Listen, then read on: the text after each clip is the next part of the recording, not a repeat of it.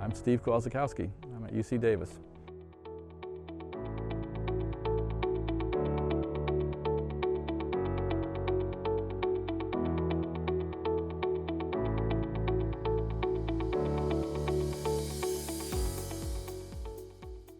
In general, protein-DNA interactions, and the focus has been on proteins involved in homologous recombination. Well, it depends which era I talk about. I mean, we're basically a biochemistry lab, and most of the tools before the single molecule sort of revolution, we used a lot of kinetic and biophysical methods to characterize their interactions.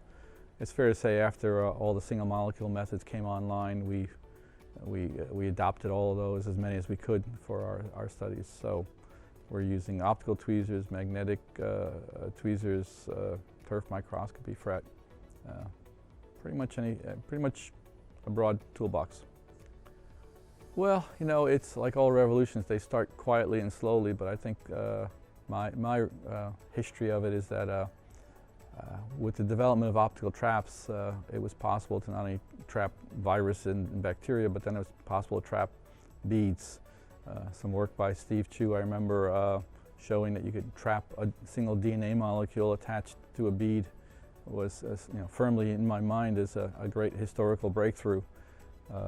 And at that time, I realized that if we could actually visualize a single DNA molecule, there was nothing to stop us from visualizing an enzyme acting on a single DNA molecule.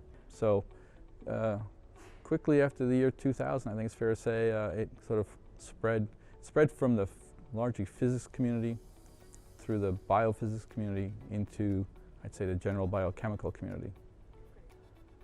Yeah, so I think again, there are a number of examples. I don't want to get too technical, but the optical tweezers enable, enable easy manipulation of single DNA molecules, and as a consequence, single protein complexes on those DNA molecules.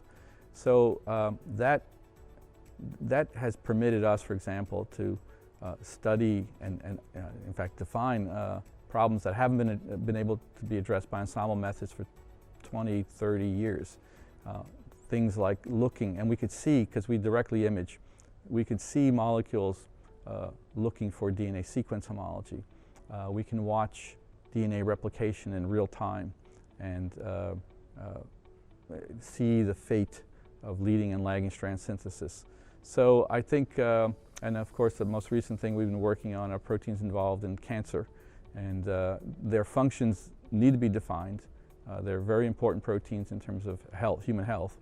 So by defining the biochemical, biophysical mechanism of function, we now have ways of, for example, screening for therapeutic agents, because oftentimes you not only need to have a target that's biologically valid, but then you need to have assays that enable you to detect whether compounds have any therapeutic value.